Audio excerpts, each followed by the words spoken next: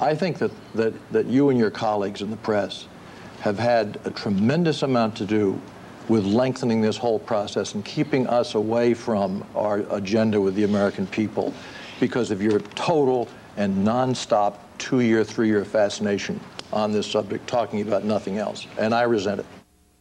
But if they decide that this president has committed crimes, they ought to vote to expel him from office. I think if Mr. Clinton, and I know it's not going to happen perhaps, but if he were taken from office by a vote of the Senate, the next day people would go to work, masters of the universe would day trade their stocks, mothers would take their children to daycare center, there would not be rioting in the streets, and the country would go on. It's not going to happen. It's not even close. I didn't say it would happen. I'm simply saying I think if the Senate did that, because Senator Byrd says what is good for the country, I think the country would go on and the rule of law, if they believe he committed these crimes, would be reestablished.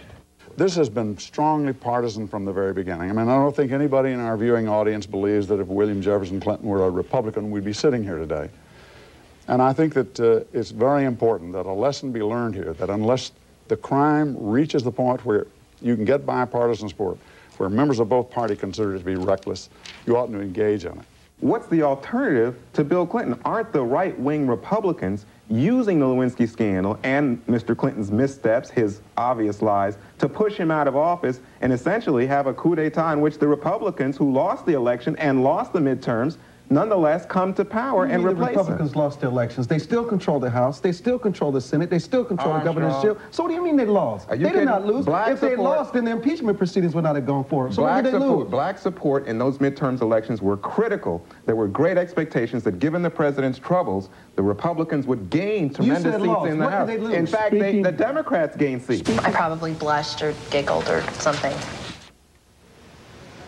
Monica under pressure, Monica in love. House managers pressed for something more. Did they get it? Ask Now's Patricia Ireland and the man who calls himself the Black Avenger, Ken Hamblin. And get ready to talk back.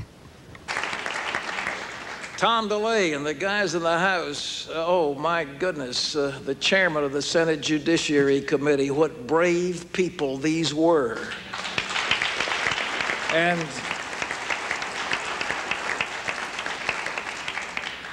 it scares me when I see some that don't appear to have much backbone.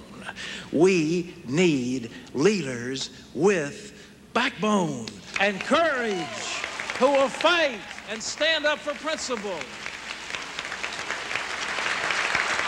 Americans have an absolutely fundamental sense of fairness and proportion.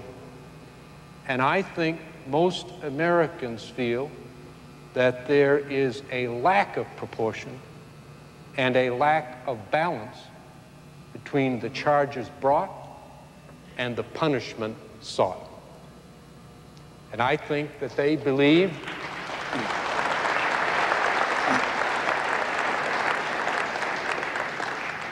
I think that the overwhelming majority believe that his actions were wrong, seriously wrong, and deserving of reprimand, but not deserving of that which he has been put through and not deserving of his removal from office.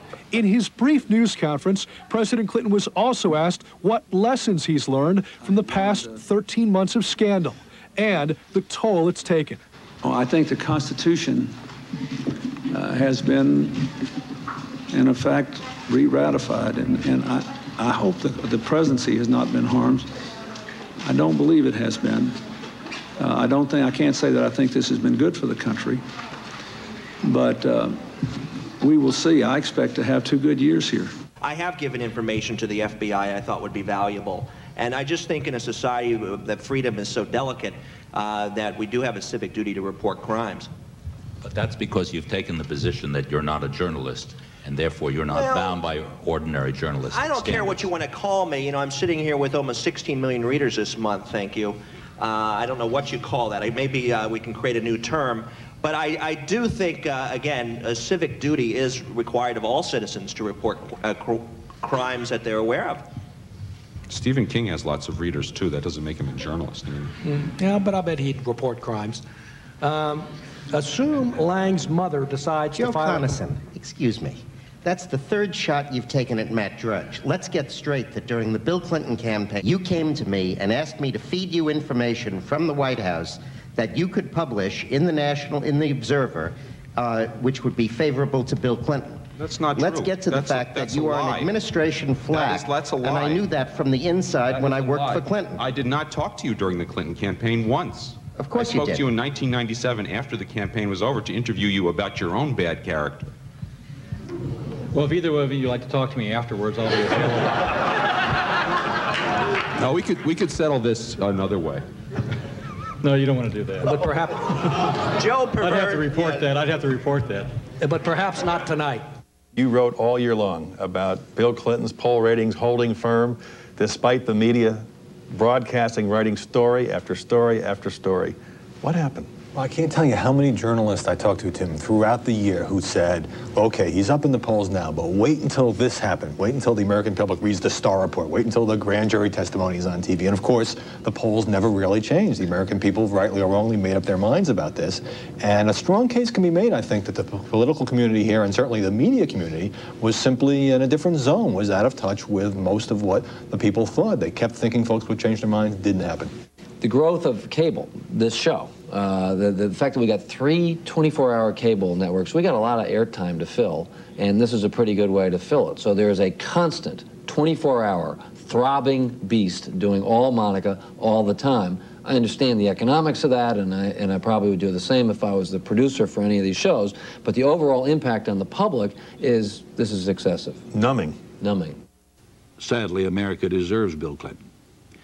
626,000 pastors in this country on this Sunday and every Sunday need to begin preaching the grace of God, salvation and forgiveness through Christ, but preaching biblical holiness and righteousness and crying out against the darkness, the sin that is literally ravaging our country. I believe that this president has hurt this country irreparably. No, I'm just going by the New York Times report. Richard Burke's a good reporter, Tom, and he reported today that the White House aides are telling him that the president, who they get to hear directly, not write press releases for, but actually hear him talk in his private quarters, and they hear him sitting around there moaning and groaning about how he's going to get even with these 13 guys that came to get him. You're talking so loud, my earpiece just came up. An alleged sexual assault on the woman 21 years ago by then Arkansas Attorney General Bill Clinton. Well, tonight, the president's lawyer has responded. David Kendall of the firm Williams & Connolly says in a statement, any allegation that the president assaulted Mrs. Broderick more than 20 years ago is absolutely false. Beyond that, we are not going to comment. End of quote. White House Press Secretary Joe Lockhart went further earlier today, noting that in the past, that page of the Wall Street Journal has branded the president a drug smuggler and a murderer.